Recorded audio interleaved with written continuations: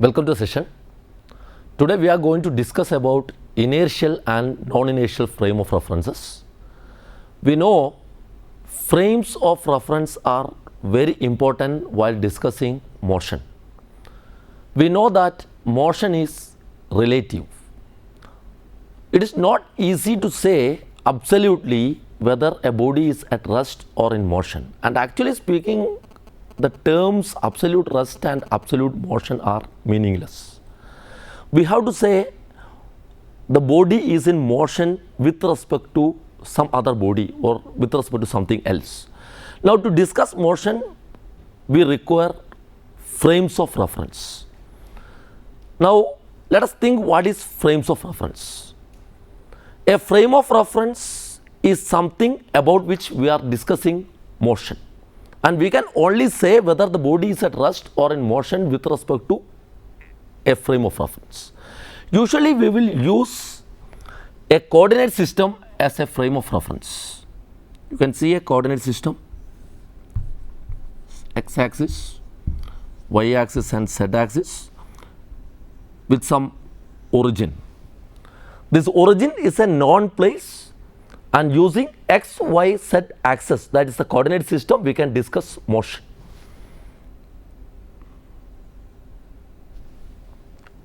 Now, let us think what are inertial and non-inertial frames. While discussing Newton's laws, we know three laws of motions. The first law, Newton's first law, says every body continues in its state of rest or state of uniform motion until an unbalanced external force acts on it. The second law says the rate of change of momentum of a body is directly proportional to applied force, and change in momentum takes place in the direction of applied force. And third law says for every action there is an equal and opposite reaction. To apply these laws, the frames should be inertial. Let us first define what is inertial frame of reference.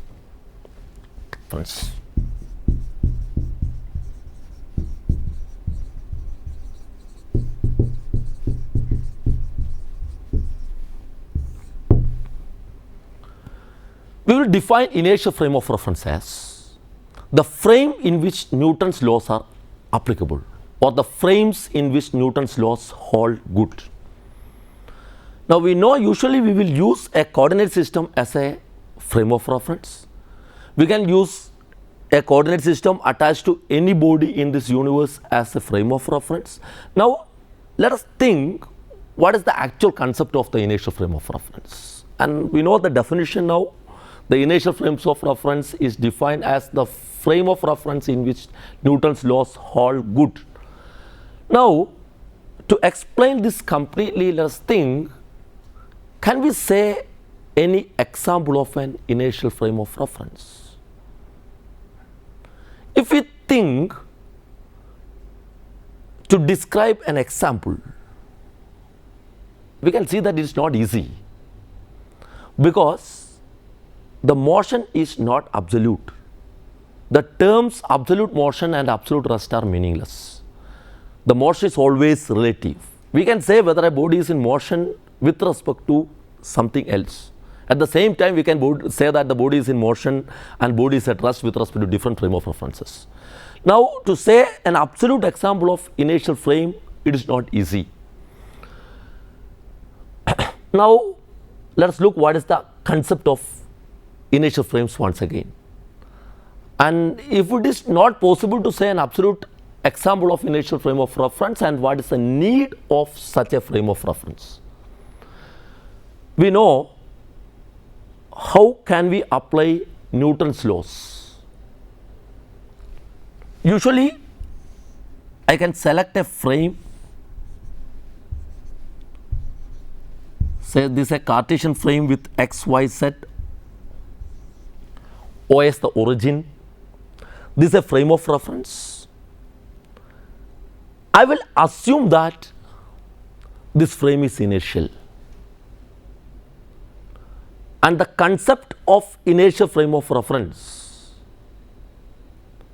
is only an assumption, and we can't say an absolute example of inertial frame of reference. If one frame is inertial, say for example, if we ask whether Earth is an inertial frame or not, I can assume Earth as inertial frame if I am considering the motion on surface of Earth, and we can say that all motions takes place on the surface of Earth is with respect to Earth, and I can attach a frame on surface of Earth and I can assume it as an inertial frame of reference. But actually speaking, it is not inertial. Actually speaking, we have to consider the revolution of Earth around the Sun, the self rotation of Earth. At that time, this frame cannot be treated as an inertial frame of reference. Now, if one frame is inertial, suppose I am saying a frame attached to Earth, I am assuming it as an inertial frame, I am attaching a frame of reference on the surface of Earth and I am assuming this frame as an inertial frame. Then if you take any other frame, if you take any other frame x prime, y prime, z prime, say that with origin O dash, let me call the first frame as S and the second frame as S prime. If frame S is inertial, under what conditions the frame S dash can be inertial, you can see. Suppose the frame S dash is moving with some velocity v, some constant velocity v with respect to frame S, we can see that the frame S dash is inertial with respect to S.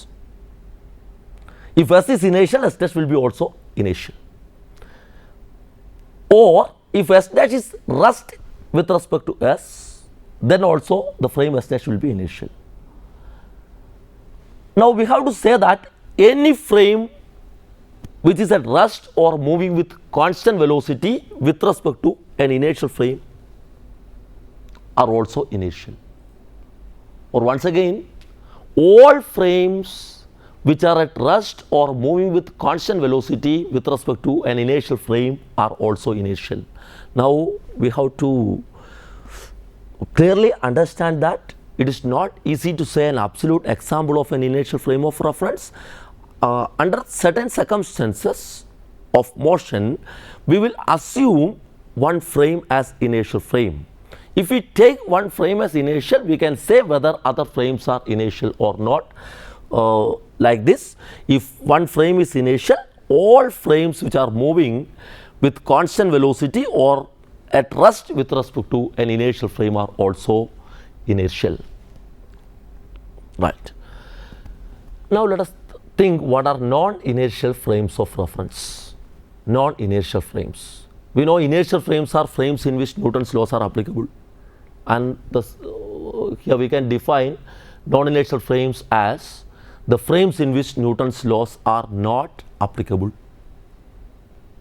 Newton's laws are not applicable in non-inertial frames. We can apply Newton's laws only in inertial frames of references. If the frame is non-inertial, we will get a wrong result if you apply Newton's laws in that frame. Now we can see this example. Here if S is inertial, S dash is moving with a velocity v with respect to S. We know if S is inertial, S dash is also inertial. Now if you assume that if S dash is moving with some acceleration with respect to S, if S dash, frame S dash is moving with some acceleration with respect to S, and if we assume that the frame S is inertial, then the frame S dash will not be inertial. Now we can say that non-inertial frames are accelerated frames. Non-inertial frames are accelerated frames of references in which Newton's laws will not hold good. Once again, now we know two frames of references. One is inertial frames of reference and second is non-inertial frame of reference. In inertial frame of reference, Newton's laws hold good, but in non-inertial frame of reference, we can't apply Newton's laws. Now we know what is inertial frame of reference and non-inertial frame of reference. In inertial frames, we can apply Newton's law, and in non-inertial we can't. And we know that all frames which are at rest or moving with constant velocity with respect to an inertial frame are inertial. Now you can see two frames, say one frame is S frame. Let us assume that this frame is inertial. O is the origin, X, Y and Z are coordinates. And I can consider other frames, say this is S dash, its origin is O dash, say this is X dash, Y dash, Z dash. Let us assume that the frame S is inertial. Suppose frame S dash is moving with a constant velocity v with respect to frame S, and once again we know S is inertial. The frame S dash is moving with a velocity v, constant velocity v with respect to frame S. If S is inertial, we know that S dash is also inertial. S dash is also inertial. We know we will use the coordinate systems or frame of reference to specify the position of object. Suppose we have a particle, its position represented by P of X, Y, Z and T. T stands for time in frame S. The same position can be represented in frame S dash as X dash, Y dash, Z dash, T dash, X dash, Y dash, Z dash, T dash in frame S dash, and P of X, Y, Z, T in frame S. Now let us look how to connect the position coordinates and time in frame S and frame S dash. It is given by Galilean transformation.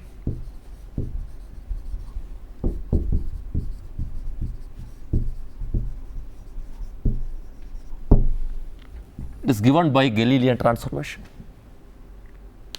You can see what is Galilean transformation. This transformation connects the position and time in two inertial frame of references. Here we have assumed S as inertial, so S dash is also inertial. Now we can connect the position coordinates in frame S and frame S dash using Galilean transformation. You can see how we can connect position coordinates in S and S dash frame. Now we know a vector drawn from the origin to point P is called position vector. Say this vector is vector R. Vector R. I can draw a vector here. This is vector R dash, the position vector in frame S dash, frame S dash. And let us assume that the frame S dash is moving with constant velocity v in the positive x direction. In positive x direction, it is moving in the positive x direction. Then the vector O dash, vector O dash will be Vt. Vector O dash will be Vt. Now you can see a triangle here. The vector R dash, Vt as sides. Now we know the familiar triangle law of vector addition. Vt as one side, R as a second side, then the closing side in opposite order is the resultant. Now from this triangle I can write vector R is equal to vector R dash plus Vt, R dash plus Vt. Here we have assumed that initially origins O and O dash coincide at t equal to 0. That is also we had made the assumption v is in the positive x direction, and at t equal to 0, O and O dash coincide at t equal to 0. That's why the O dash is Vt. After time t, this origin has traveled a distance Vt. This side is r, this is r dash. Now we have r equal to r dash plus Vt. Now r dash equal to vector r minus Vt. Vector r minus Vt. R dash equal to vector r minus Vt. Now, we know that vector r in component form can be written as xi plus yj plus zk, and vector r prime can be written as x prime I plus y prime j plus z prime k. And v can be written as, here we have assumed that v is in the positive x direction. Now v can be written as vi. Let's substitute here. Let us see what we get.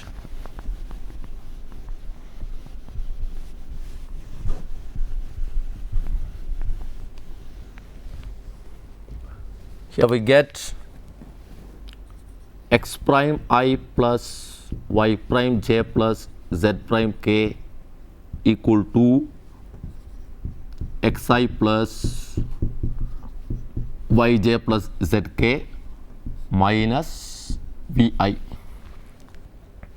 This can be written as x minus v t here, vti, x minus vti plus yj plus zk.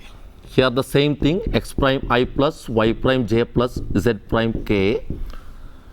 Now comparing the coefficients of I, j and k, we can write x prime is equal to x minus vt, y prime equal to y, and z prime equal to z. And definitely we have t prime equal to t. There is no change in time. Time is invariant under Galilean transformation. These are the Galilean transformation equations when the frame S dash is moving along positive x direction with respect to frame S. And generally speaking, we can say the transformation equations are r prime equal to r minus vt. R prime equal to r minus vt. Now we can see the Lorentz transformation equations, x prime equal to x minus vt, y prime equal to y, z prime equal to z, and t prime equal to t. We can see time measured from frame S and S prime are same, and time is invariant under Galilean transformation. Here the equations are once again x prime equal to x minus vt, y prime equal to y, and z prime equal to z. And now let us think, if the frame S prime is moving along positive y direction with respect to S, what will be our Galilean transformation equations? Suppose we have a frame S with origin O, this x, y and z. If we consider another frame, say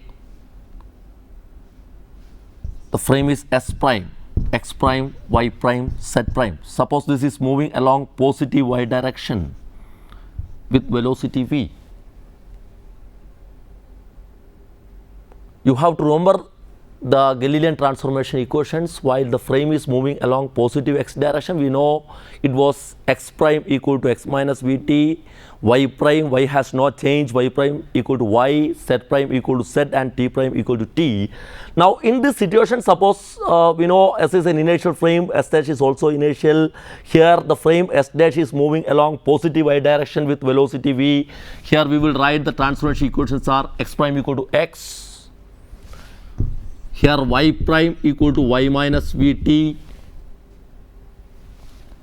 z prime equal to z, and again time is invariant, t prime equal to t. In the similar way, we can write the equations when the frame S dash is moving along positive z direction also. Now let us generalize this result. If the frame S prime is moving in an arbitrary direction. Initially, for the sake of simplicity, we had taken the frame S dash is moving along a particular direction, either x, y or z. Now, say this frame S, this origin O, x, y and z, I have assumed S as initial. Now, suppose the frame S prime, this O prime, x prime, y prime and z prime, say it is moving like this, in any arbitrary direction.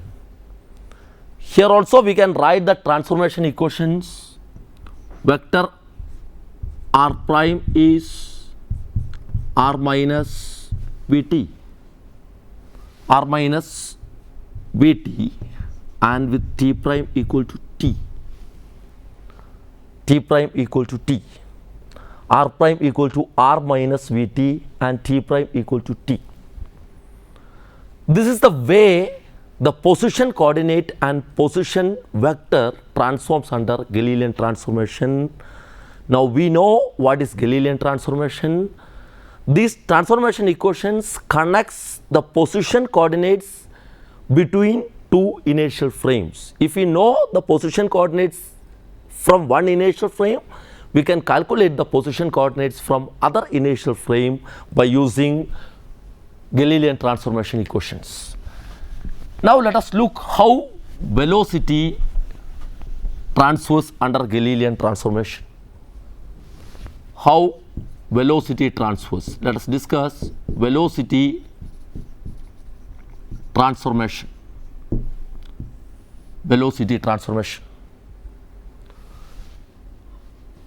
Let's again take the same thing. We have frame S is O, X, Y, Z, frame S dash, X prime, Y prime, Z prime. You imagine S prime is moving along positive X direction for the sake of simplicity. S is inertial, we know that S dash is also inertial.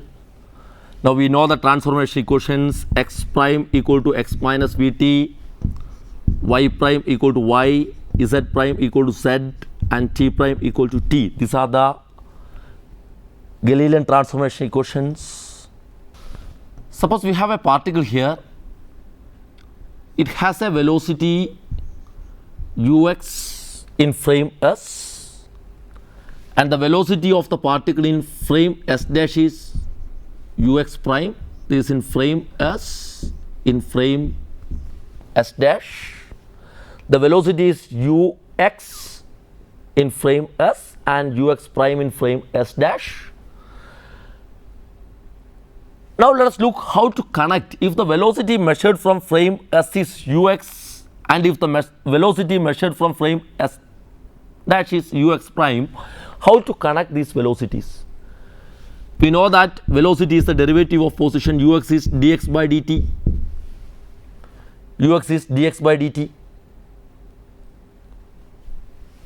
And ux prime is dx prime by dt prime.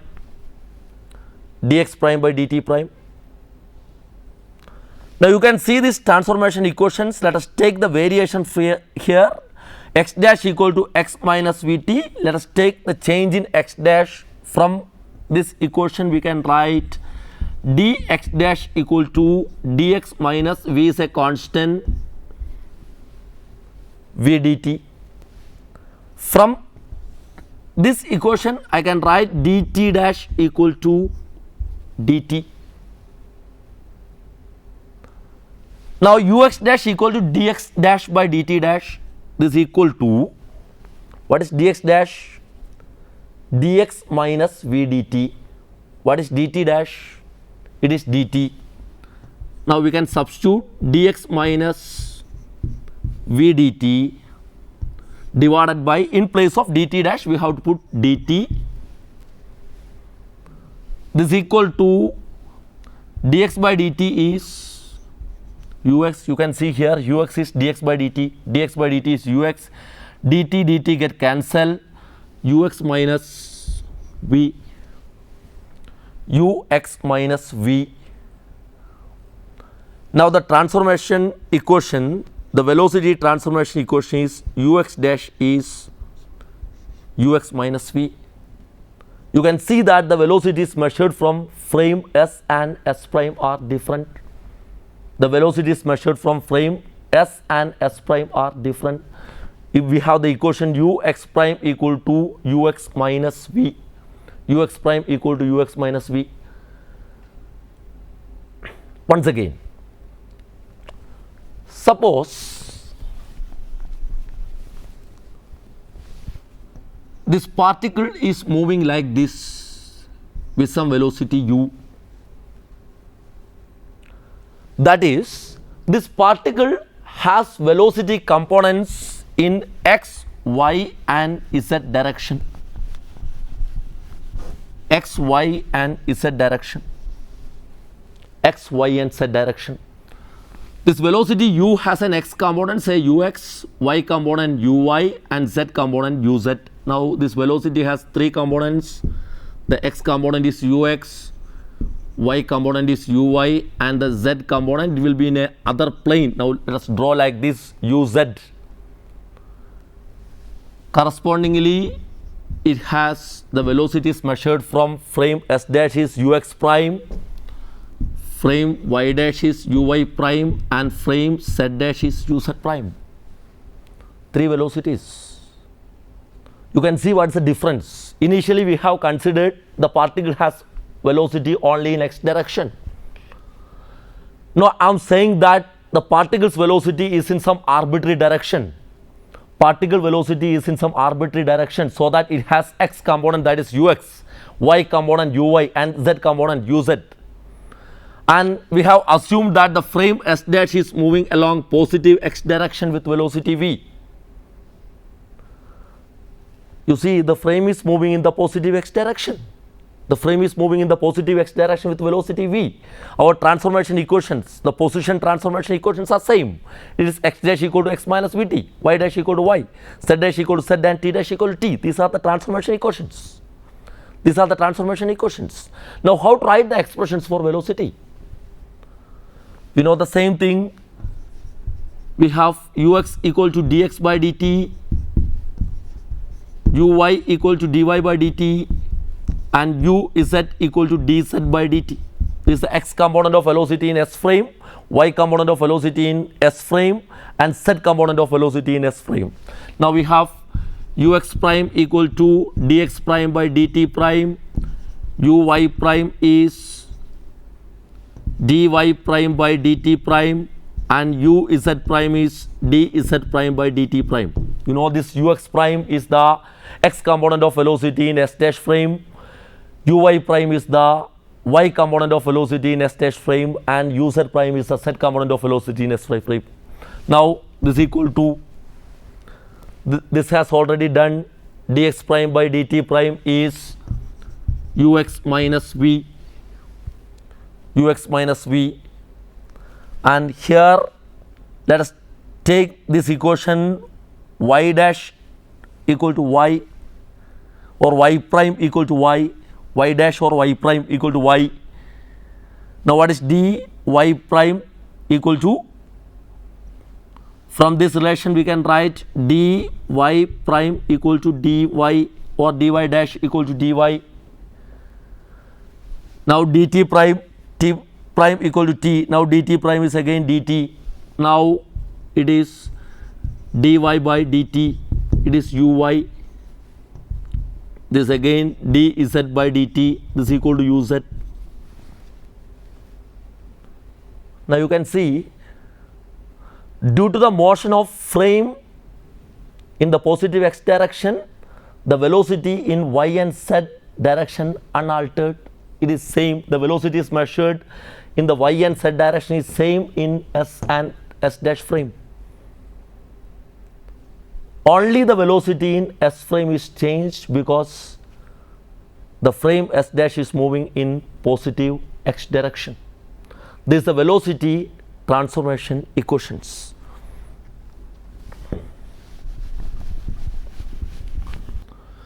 Now let us see how acceleration transforms.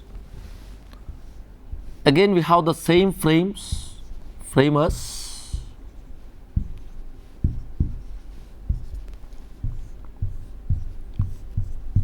frame x dash with x dash, y dash and z dash. This origin is O dash, origin is O. Now you consider a particle here and say the frame S dash is moving with velocity v. Say this particle has some arbitrary acceleration a. Arbitrary acceleration a. This arbitrary acceleration a has three components, say ax, ay and az. Ax, ay and az. We know the velocity transformation ux dash equal to ux minus v, uy dash equal to uy uy dash equal to uy, and uz dash equal to uz. We know the velocity transformation ux dash equal to ux minus v, uy dash equal to uy and uz dash equal to uz. Now what is acceleration? We know that acceleration along x direction is d ux by dt. Acceleration along y direction is d uy by dt. A along z direction is d uz by dt. And we can see that ax, ay and az are the components of acceleration as measured from the frame S. Ax equal to dux by dt, ay equal to duy by dt and az equal to duz by dt. And what are the accelerations measured from frame S dash? Ax dash is dux prime by dt prime, ay dash is duy prime by dt prime and az dash is duz prime by dt prime. These are the accelerations measured from frame S dash. We know the transformation equations ux prime equal to ux minus v. Let us substitute here, and in place of dt prime that we have already seen, dt prime is dt prime, we know it is dt d by dt prime. Now we can write d by dt of ux prime is ux minus v. We can put here ux minus v. V is a constant, that is for S dash to be inertial. We know that S dash should be moving with constant velocity. We know the definition of inertial frame.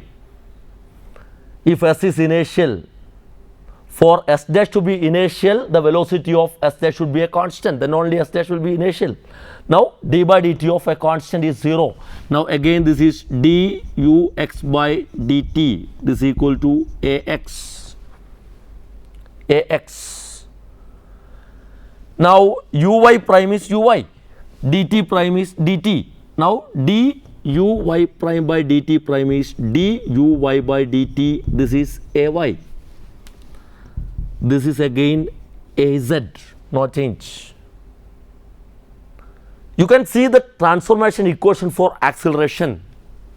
The transformation equations for acceleration, the relations are ax prime equal to ax, ay prime equal to ay and az prime equal to az. The accelerations measured from both frames are same. If we measure acceleration from S frame or S dash frame, we will get the same thing. Now look its importance. What is the importance of this result? Now we can write in vector form a prime, vector a prime equal to a, vector a prime equal to a. We get the same acceleration even if we are measuring from the frame S or frame S prime. Now if we apply Newton's law, now let us look what happens to Newton's second law equation while transformation. we know in frame S,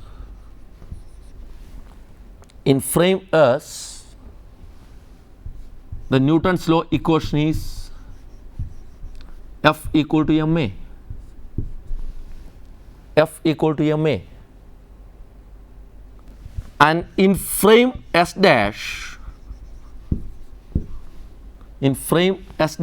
now what is Newton's second law in two frames?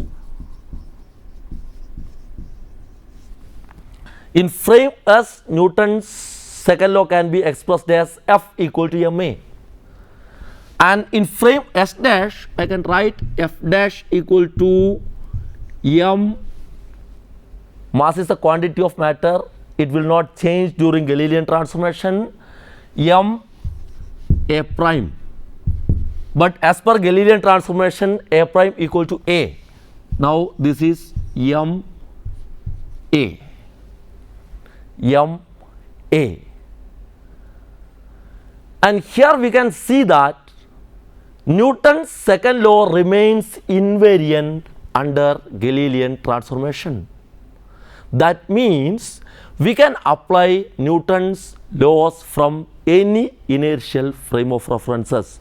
While doing problems, it is not important in which inertial frame we are sitting, and it is not important in which inertial frame we are dealing with.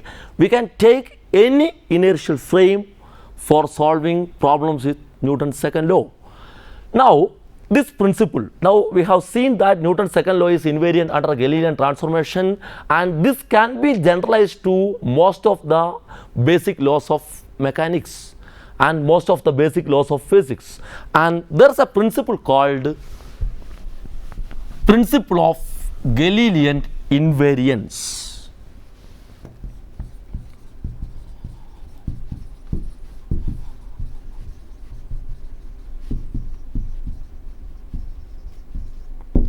Principle of Galilean invariance. Principle of Galilean invariance. Principle of Galilean invariance says all basic laws of physics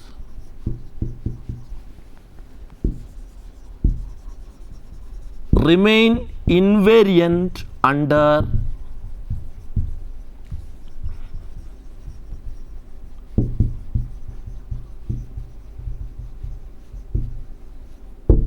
Galilean transformation. Principle of Galilean invariance says all basic laws of physics remain invariant under Galilean transformation, or we can say all basic laws of physics have the same form in all inertial frame of references. The second statement, we can read this as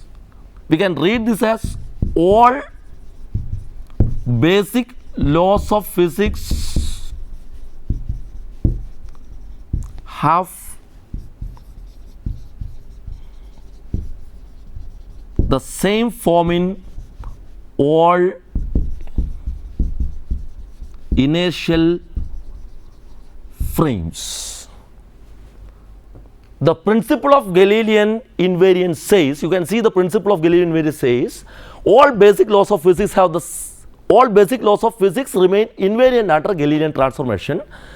We know the Galilean transformation connects two inertial frames. Galilean transformation connects two inertial frames, or we can read this statement as all basic laws of physics have the same form in all inertial frames. But we have to be very careful while talking about these statements, because the Galilean transformation is not applicable when we are dealing with objects of very high velocity near the velocity of light. At that situation, we will require another transformation equations. But definitely speaking, at low velocities, Galilean transformations are highly applicable. And this concept Actually, this is one part of the special theory of relativity. This statement, actually all basic laws of physics have the same form in all inertial frames. Actually, this is one of the statement of special theory of relativity. That statement hold good in very high speed also. So here when we studying Galilean transformation, and usually we would say Galilean transformation is the transformation equations which connects two inertial frame of references, and Galilean transformation connects the position, velocity and acceleration of any two inertial frame of references, and we have shown that Newton's second law is invariant under Galilean transformation, and we have stated the idea, that's the principle of Galilean invariance. It says all basic laws of physics remain invariant under Galilean transformation, and we know that this Galilean transformation connects the two inertial frames. That's why we have read the above statement as all basic laws of physics have same form in all inertial frame of references. But while dealing with these two statements, we have to be very careful that Galilean transformation is applicable only at low velocities, and at high velocities we do require another transformation. While dealing with relativity, we require another transformation called Lorentz transformation. At the same time, the second statement, actually we have derived this statement from the first. The second statement has written as a corollary of the first statement. Even if we have written so, and we have to remember that the second statement is applicable even at very high velocities also, but the first statement is not applicable at velocities near to the velocity of light.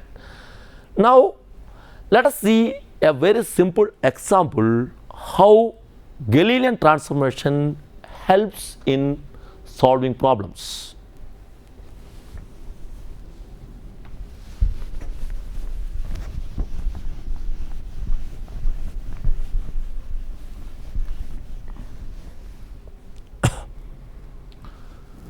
Now we can see a simple problem which shows how Galilean transformation helps in solving problems. What is the requirement of shifting frame from one inertial frame to other? You can see this a railway track. This is a railway track.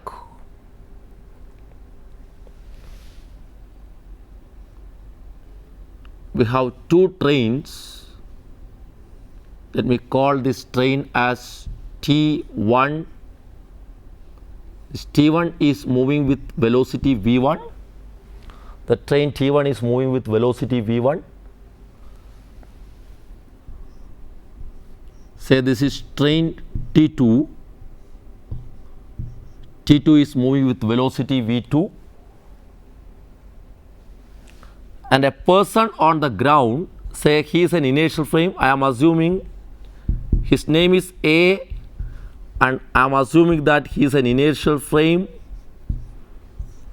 It's a motion taking place on surface of earth. Now we can assume a frame attached to, and we have to remember, we can assume, don't say that a frame attached to earth is inertial.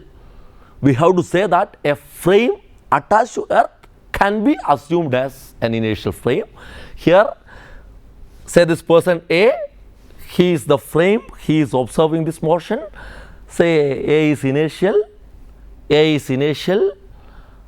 and the train T1 is moving with a velocity v1. The train T2 is moving with a velocity v2.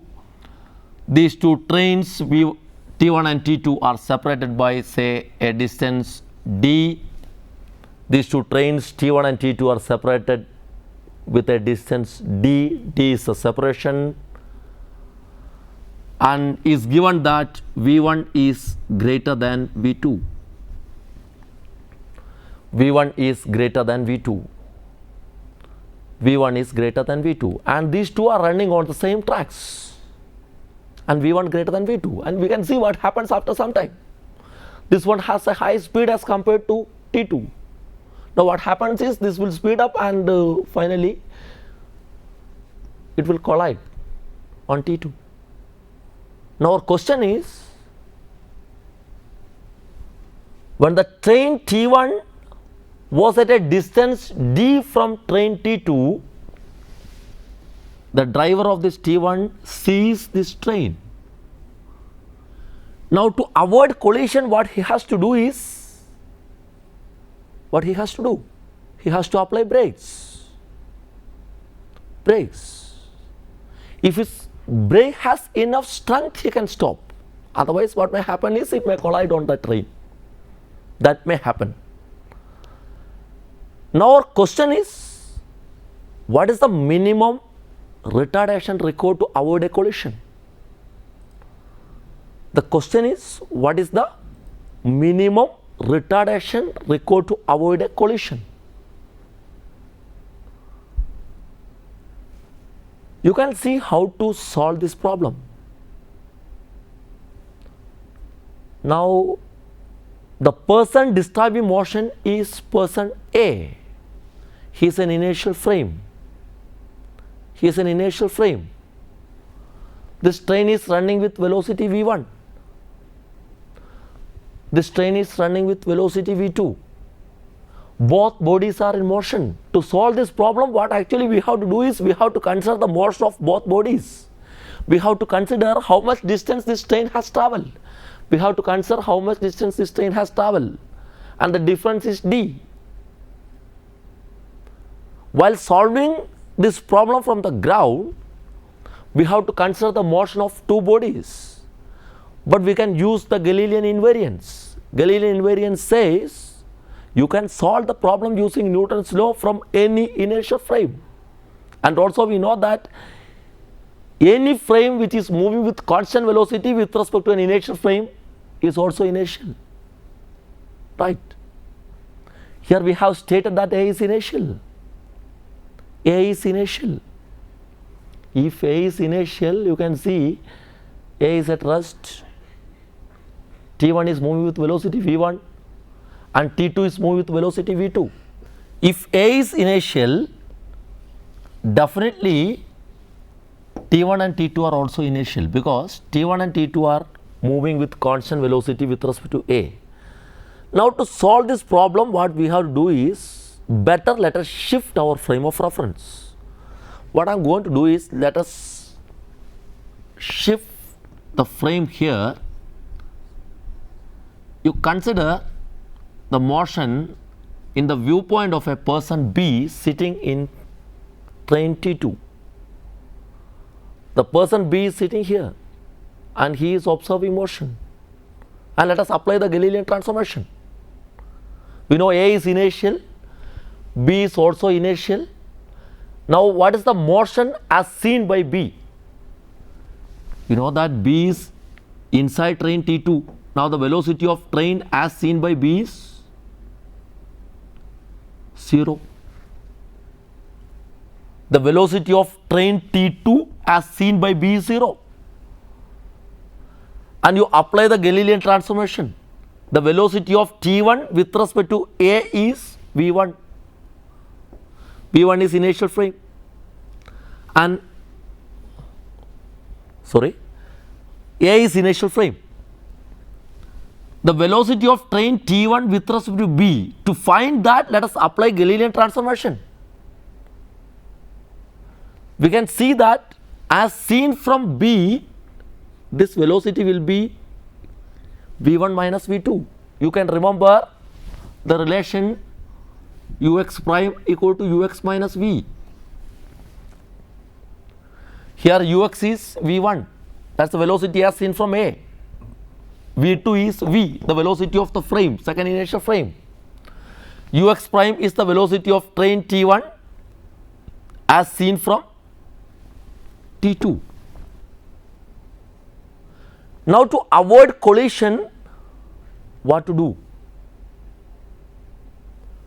To avoid collision, v1 minus v2 should be reduced to 0. And initially we may think, to avoid collision this train has to stop. That is not required here. What actually we have to do is this train has to acquire a velocity less than that of train T2. Right. Now to solve this problem from frame B, you can see what is initial velocity. U initial velocity is V1 minus V2. V1 minus V2. Final velocity should be reduced to 0.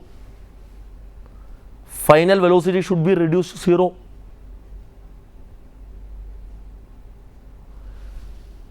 The displacement is D, relative displacement. Displacement covered by T1 with respect to T2 is D. And do remember that the displacement of train T1 is not D. We can write the displacement of train T1 as D only from train T2.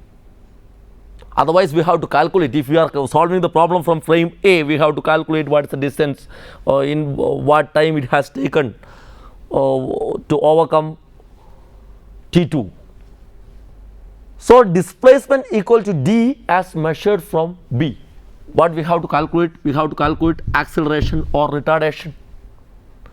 Retardation. We can use the relation V square equal to U square plus 2as. V square equal to U square plus 2as. What is V? 0. U square is V1 minus V2 whole square plus 2AD. Now we get A equal to minus of V1 minus V2 whole square by 2D. This is the minimum retardation. Negative sign shows that retardation, that this train has to stop. This one has no acceleration, so that the acceleration measured will be actually the acceleration of T1. Now you can see the Galilean transformation helps in solving problems. We can shift frame whenever is necessary, and it makes the problem solving simple. And the next thing we have to consider non-inertial frames also. We know in non-inertial frames Newton's laws are not applicable, but in fundamental mechanics our tool is Newton's second law. To solve a problem we have to apply Newton's second law. Now let us think, is it possible to apply Newton's second law from non-inertial frames? We know by definition non-inertial frames are the frames in which Newton's laws are not applicable. Now let us think, is it possible to apply Newton's second law from non-inertial frames?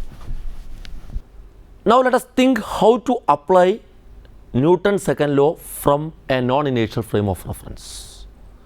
We know non-inertial frames are the frames in which Newton's laws are not applicable. But now let us think, can we apply Newton's law from a non-inertial frame? Now let us see a very simple example. What happens when we apply Newton's second law from a non-inertial frame? Now let me show you an example. This is a truck. This is a truck moving with some acceleration, say A0. Moving with some acceleration A0. This is ground, and a person is standing here. His name is A. Let us assume that he is inertial. We can assume A as inertial. A is an inertial frame. He is observing this motion. This is a truck. Truck is moving with a constant acceleration A0. Truck is moving with a constant acceleration A0. And here is a box of mass M, which is at rest on the truck. At rest in the sense it is at rest with respect to truck, and is not at rest with respect to A.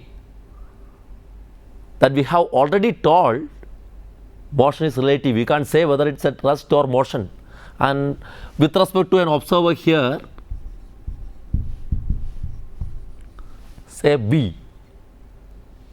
With respect to B, the mass is at rest, but with respect to A, it's in motion, and actually it has some acceleration A0. The truck is moving with some acceleration, the block is also moving with the truck. So this block has an acceleration A0 with respect to the frame A. But if you observe from B is another frame. If you observe from B, the acceleration of the block is 0. If you measure the acceleration of this block from B, the acceleration measured will be 0. If you measure from A, the acceleration of the block as measured from A will be A0. Now let us analyze this problem.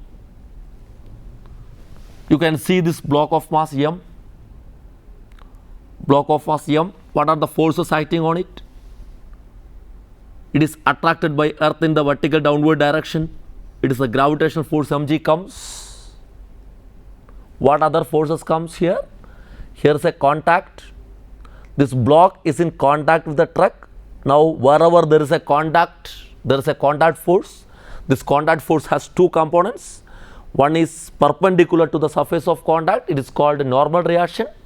And second is the parallel to surface of contact. It is called friction. And this contact force has two components. One is normal reaction vertically upwards, and other is friction. While saying friction, what kind of friction? You can see that there is no relative motion between block and the truck. Now the friction is static friction. Friction is static friction Fs, and you can see there is no vertical motion. Now I can write N equal to mg. N equal to mg. We are writing equation from frame A. From frame A, N equal to mg. The acceleration of the block is A0, and you can see three forces on this block. One is N, mg, N and mg get cancelled. The only remaining force is a static frictional force Fs here, and that Fs produces acceleration on this block. Now we can write this Fs equal to m A0, Fs equal to m A0, Fs equal to m A0, m A0. Now we can calculate Fs. The static frictional force acting on the block is m A0. Now from B, if you try to apply Newton's law from B, and do remember that we can't apply Newton's law from B, because if A is inertial, you can see if we assume A is inertial, you can see B is moving with some acceleration A0. B is moving with some acceleration A0. If A is inertial, B is not inertial. If A is inertial, B is not inertial. If A can apply Newton's law, B can't apply Newton's law. Suppose B apply Newton's law, he will get a wrong result. Now if B apply Newton's law, you can see N and mg cancels out. What is the acceleration measured by B? The acceleration measured by B is 0. With respect to B, the block is at rest. The acceleration measured by B is 0. B will say Fs equal to 0. This is wrong. This is wrong, because B can't apply second law. B can't apply second law because A is inertial, B is not inertial. If B tries to apply Newton's second law, always he will get a wrong result. Now let us think how to correct it, and we know the correct answer. Our correct answer is Fs equal to m A0. Fs equal to m A0. I can correct this result here. From B we are getting Fs equal to 0, but our correct answer is Fs equal to m A0. Now how to correct it? How to correct it? To correct it, I can do one thing. I can write a force here, some ma0. I am simply putting some ma0 here, ma0. If I put some ma0 as measured by B, N equal to mg, the forward force is Fs and the backward force is ma0. As seen from B, Fs equal to ma0. It is correct. Now how it comes? How it comes this ma0? This term is incorporated to apply Newton's second law from non-inertial frame of reference, and we call that force as pseudo force or fictitious force. We call that force as pseudo force or fictitious force. Pseudo force or fictitious force. Why it is called pseudo? It don't have existence as per Newton's laws. It don't have reaction. It will not obey third law. And what is the concept of pseudo force? We have incorporated this pseudo force to accommodate Newton's law in non-inertial frame of references. Actually speaking, we can't apply Newton's second law in non-inertial frame of reference, but in most of cases we will be on non-inertial frame of references. In that situation, what we have to do is sometimes we have to shift to inertial frame of references, then we have to solve problems and again shift to non-inertial frame of references. That may not be easy always. So in some situations, what we have to do is we have to solve problems while standing on the non-inertial frame of references. At that time, what we have to do is to apply Newton's law from a non-inertial frame of reference. We can add one more force. That force is called pseudo force. Now let us define what is pseudo force. What is pseudo force? To apply Newton's second law from a non-inertial frame of reference, an additional force. We know force is always due to cause. Here we have drawn mg is due to gravitational pull of earth. We have drawn Fs and normal reaction is due to contact, because this block is in contact with the truck. That's why you have drawn this, but this one has no cause. Now to apply Newton's second law from a non-inertial frame of reference, an additional force should be considered. That force is called pseudo force. Then one more thing we can ask, what should be the value of pseudo force? Here we can say ma0. What is a0? a0 is the acceleration of the frame. This B also have same acceleration a0. This truck has acceleration a0. Our frame is B. This B also have same acceleration a0. Now the value of that pseudo force should be